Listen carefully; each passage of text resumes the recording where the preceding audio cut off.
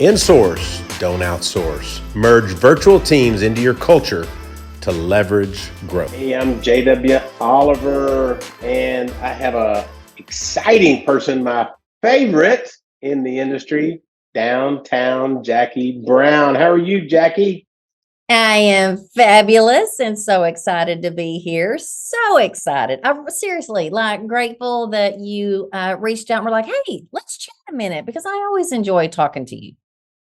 Yeah, well, we've always had fun at the events, right? We just talked about that a little bit before we recorded that it's nice to go to these events and develop friendships, invest in people and engage with them and not have to say, hey, how many will you want to buy today? It's gets kind of old. So you and I always do that, right? We laugh, we cut up, kid with each other a little bit. And I think it makes a great friendship and great working relationship too. No doubt. So, Jackie, you are the head honcho for human resources for Community Dental Partners, and I love your background. Elevate, collaborate, and serve. Tell us about. We try to talk about hard stuff here, and whether it's physical or whether it's emotional or whether it's mental, and things we do in our lives. Going through family stuff or work stuff, and you've got a difficult task. Y'all are a large organization with a lot of people. Tell me the challenges, especially recently, let's say post-COVID, if you will, of what are those challenges people face in the talent acquisition / recruiting / human resources world?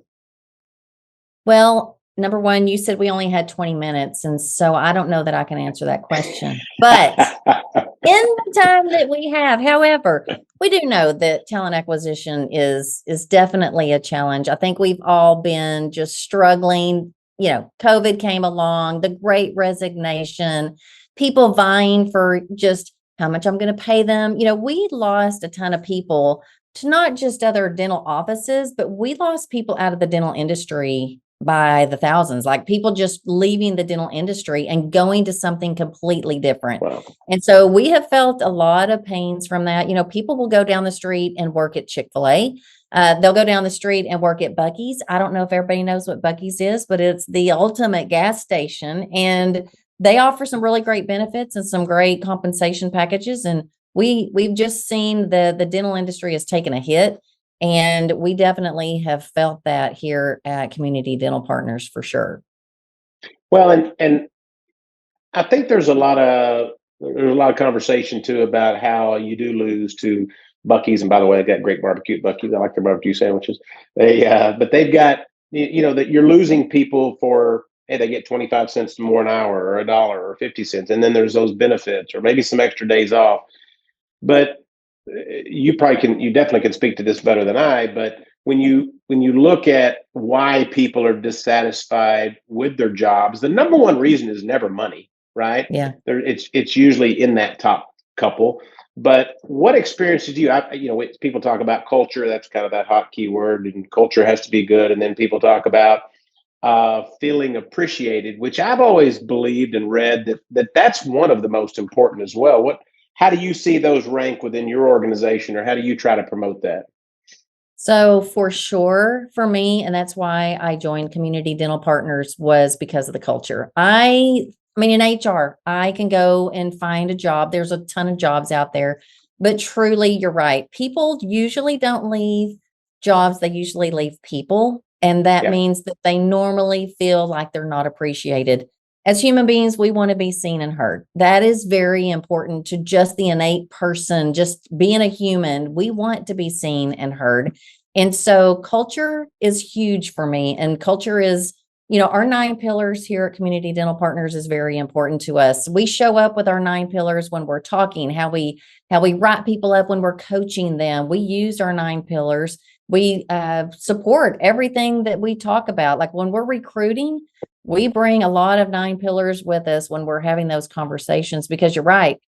Customers, very, very, that customer service, but that internal relationship, like I will work really, really hard. I can go long and hard and fast when I know I've got really good people around me that care. When you start to feel like things are getting a little wonky, people don't really care, people are backstabbing each other, there's a lot of gossip going around, that is just not a healthy environment.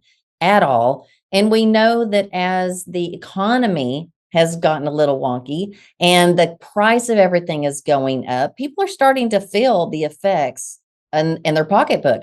And so then things get heightened. I get a little more upset about things. And so we know that culture and relationships play a huge role. And I would say that that's number one in a lot of research that I look at. Again, I'm going to go back to people leave, people, not jobs. And so when they don't have support, when they don't feel appreciated, we lean on our top two as humility and gratitude. Those are the top two pillars for us. And so I think you have done a really good job as far as anyone that I deal with your group. You can tell that you have hired people that have those same qualities. I know that we have a lot of employees that work for your organization that we contract with you for. Same kind of thing. When we have conversations, when we're hiring people, whether it's through contractor or just hiring them off the street kind of thing, we always ask questions around our 9 pillars because we want to make sure that we're hiring people that fit the culture, because it definitely can affect your turnover. Yeah, I think look, a lot of people talk about culture, they talk about their mission statement, they talk about their values, but they don't integrate them, right? I mean, it becomes a placard on the wall. Right. And I think that is where you really see the degradation in being able to live those out. We've got some little acronyms we do, that we can talk about ours, so we can talk about them within our context of our organization. But you're right.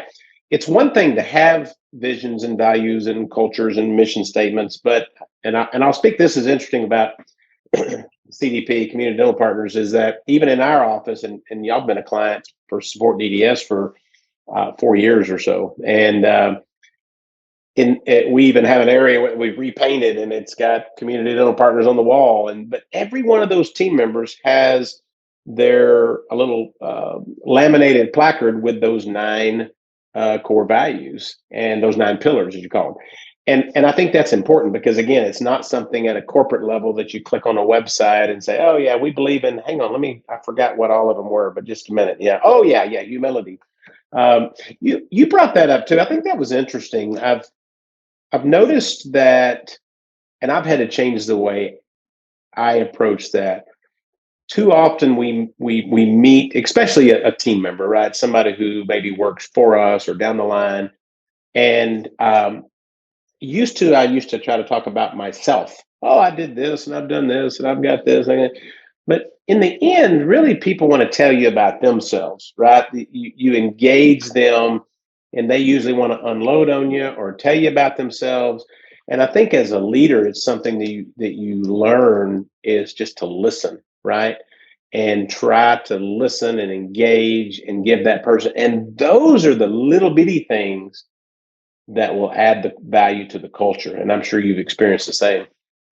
Truly, truly. And honestly, this was one of the conversations we had today in our leadership meeting, was just around the 9 pillars and everything that we do. And so we were working on a new 90-day conversation, like a one-on-one. So every 90 days, we want to have a one-on-one with each individual, every level, every person in the organization. And so we were working through the questions that we want to have, and we're just going to have like 5 questions. But the one-on-ones are so important because people, number one, want to have an opportunity to connect. Number 2, want an opportunity to give feedback. And so you can always say, yes, my door is always open, but yet, is it really do they really feel that they can come and talk to you about things? And so given the opportunity to allow the individual to, number 1, focus on, and we do include the pillars. And so our question is where do you feel you excel in our 9 pillars? Of the 9 pillars, which one do you excel in? And then which one do you feel like you can get a little bit better, and how can I help support you?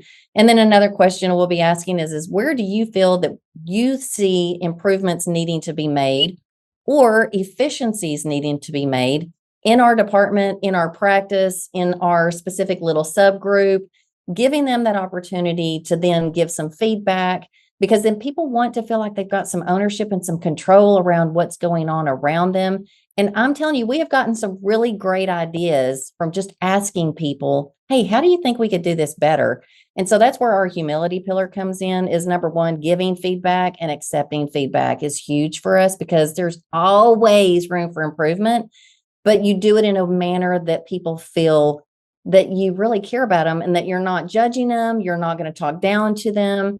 Even when you have to give bad news, we just were having that conversation today that when you give bad news, you still need to show up with individual compassion, because there's always a person at the other end of whatever the conversation is that you're having.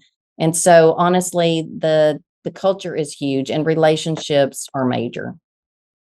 Yeah, yeah. And you and I, we talked about a tough situation you had gone through in the past year or so, where you had to call some people with some bad news, and some of the people that work for you, like, hey, do you want me to do that? And you said, no, no, no, I need to be the one to do this. And you did it. You stepped out and did that. And I think that shows that level of humility and not the insulation that you're going to put in between yourself. You know, you said something that was interesting about one-on-ones and saying, oh, my door is always open. But just because your door is always open doesn't mean that person's ever going to walk through it, because most people don't feel comfortable doing that, right? And I think Exactly. it's also important to remember the setting. You know, if you bring them into some big ivory tower corporate office, and they feel really, really out of place. But I do this a lot when we go to Harare. There's a gentleman there. His name's Tinashe, and it's funny. He's worked for us for over 5 years, and he literally is in part of our cleaning detail. You know, he's in charge of what we call office appeal, and he's been there a long time. So I was like, hey, I should grab lunch with Tinashe, and so just taking time to spend, even if it's 10 minutes, right? And out of that comfort setting into an area, and just to be able to say, hey, we really appreciate you. You don't know how much we appreciate what you do here. You're important. And you can just see people just beam and glow from that little bit of interaction. So I think you have to take more than initiative than just saying, my office is always open, or schedule an appointment with me. Reach out and schedule an appointment with that person as well. Yes. Yes. Yeah, so that's interesting. It's more than just about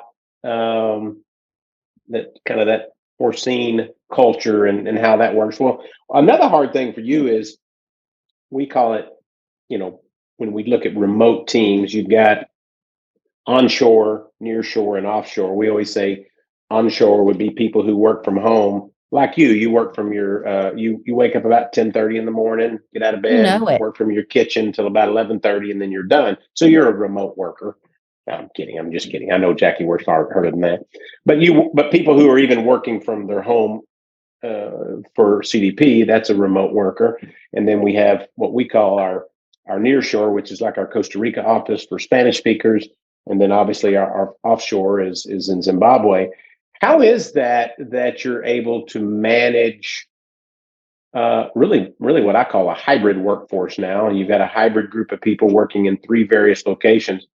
How difficult is that to not only recruit, hire, and manage, but also embed that culture into the different scenarios? Because it's one thing to develop a culture in an office setting, and it's another to do it with somebody working in Montana, somebody in Costa Rica, and somebody in Zimbabwe. So how do you manage that process? No doubt COVID has blown the doors open. We were already doing it prior to COVID, but definitely COVID has knocked the doors down when it comes to that. We actually had I think we had 186 people here at the support center. We have about 15 here today. And it's Wow. amazing that the majority of our staff that's at the support center level actually works from home, whether it is, here or with your group. We've also got a ton of team members who work all over the United States, and we even have one that works in Costa Rica.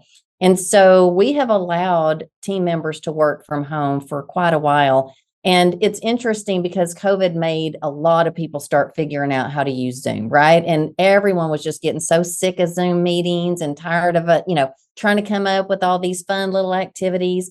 But honestly, we were kind of already doing that prior to that. And whether the person works here in person, whether they work for, you guys in Zimbabwe, or whether I've got, one in Utah, California, or Costa Rica, we treat everybody as if they're part of the team. Yeah. And so Yeah. we really, truly make sure that they feel like they're part of the team. the unfortunate thing is my HR team, I do have one person who does not live in Texas. Everyone else does. And so every other month, we do make sure that we come to the support center and meet in person. And we do have the one individual who doesn't live in Texas, but we always schedule some kind of an activity to make sure that our people that don't live here still feel like they're connected. And so we have different little games and different little things. And it's really, for me, and every meeting that we start with a positive focus. And so we allow that positive focus to be about your personal life or your work life. And it's fun and interesting to hear backgrounds from different people. You know, someone who's living in New York has a totally different experience in the summer than I do here in Texas, because, you know, we're not going to go outside. It's July, it's 106, and we're No like, outside activities allowed. we're like going outside, and she's like walking her dog and all these things. And so it's just really, it's fun and interesting to have connections no matter where you are, having those connections. And, you know, I've got some really, really special individuals that, you know, we have contracted with you guys for, that are still very special to me, that still connect, whether they still work for us or not, through Facebook. So we all have had that virtual connection for a long time. And so I think that we just continually treat people the same regardless of where they are, but we also make sure we're really purposeful in not making people feel disconnected when they don't work in the same location. And so the good thing is the majority of us don't. And so we all are kind of remote. And so anyway, but I really, I value how much, especially you guys, have done for our teams to make sure that, you know, we're having parties here or doing a cookout or something here.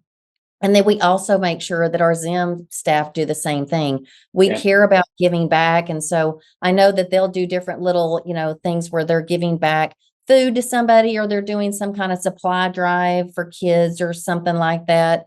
And so I just love the fact that we do those connections, and you don't really notice, or you don't really know how far away they live, because they feel like they're right here because of those connections that we make sure we make. Again, it's the relationship and knowing them as a person and not just another employee.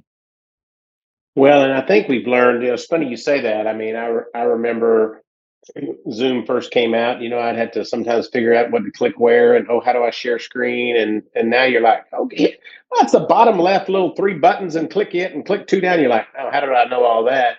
But it has brought us into a understanding that you can be efficient working remotely or working from home.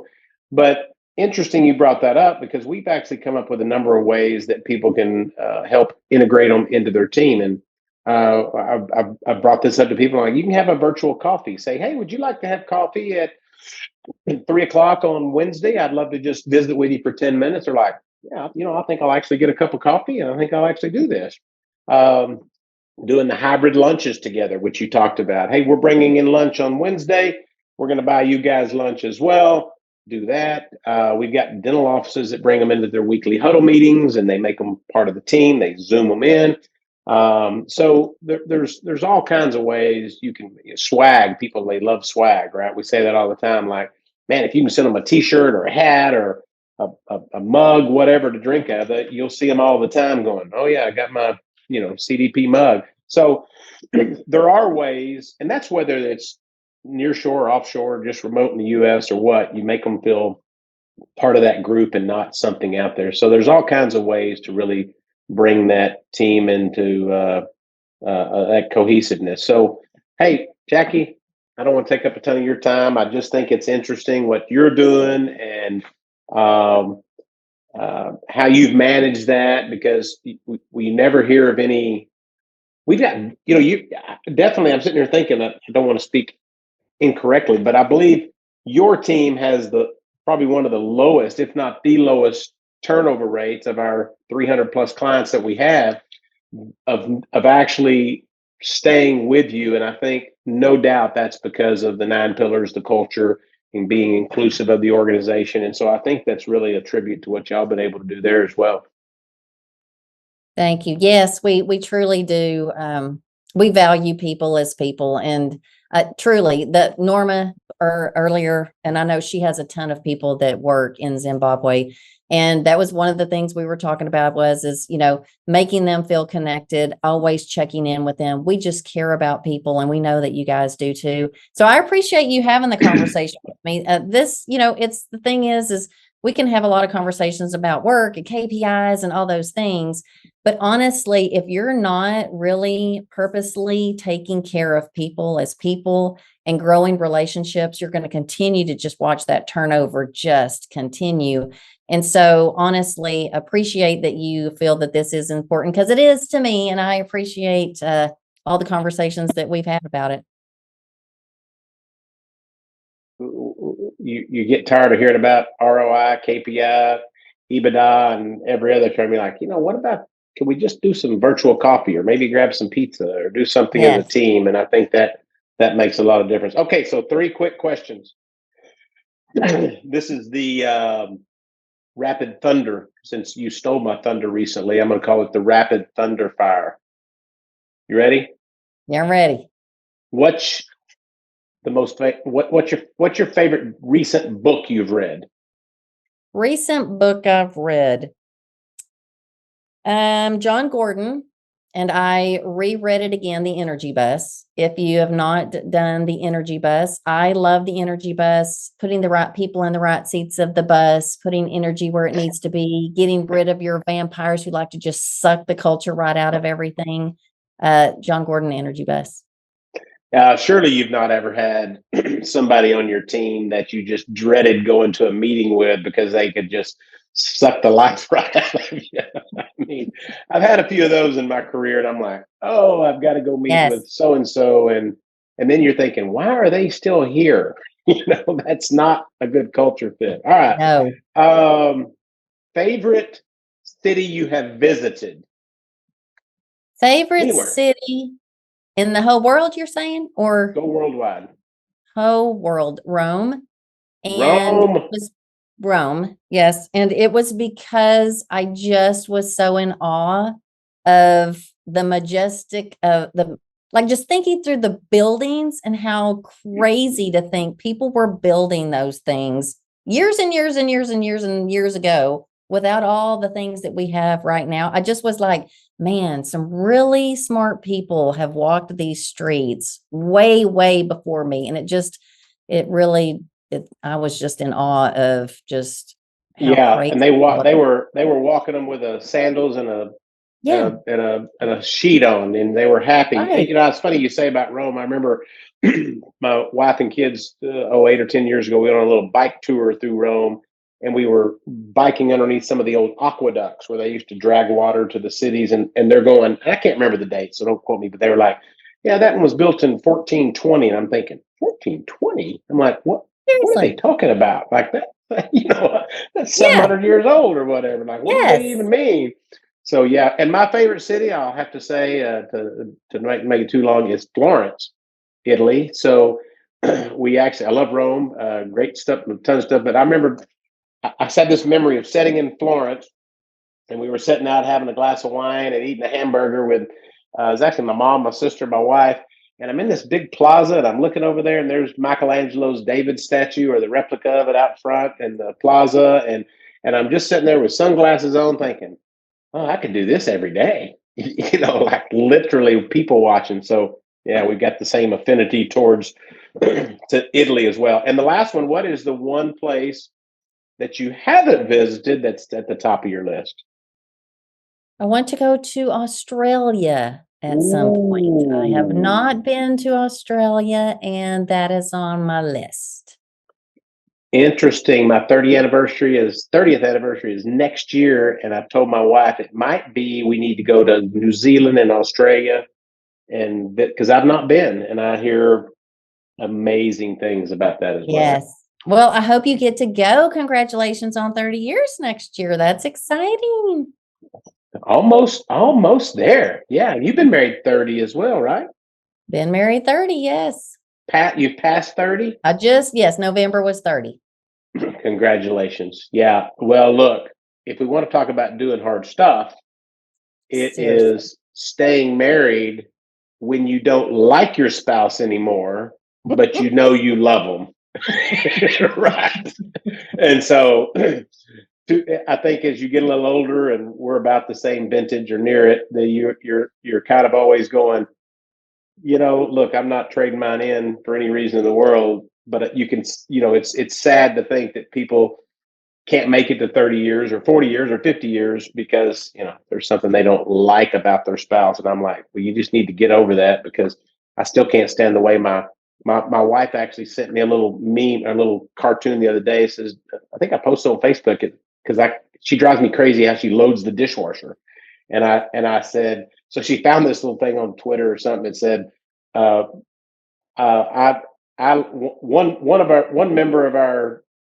one member of our household loads the dishwasher like a raccoon on meth, and the other one loads it like they're going to a German train station. And I was like, yeah. So, but that's a pretty small thing to be worried about. So, right, we're not going to put a lot of effort into that. Well, Jackie, thank you. I'll see you in Australia next year. We're going to be there, and I appreciate y'all's, not only your business, but more importantly, I appreciate your friendship, and because you invest the time when we see each other to talk, and even we've gone out with group dinners and have fun. So thank you for that, and God bless, and have an amazing rest of your week. You as well, my friend. Thank you so much for having me here today. Thanks, Jackie.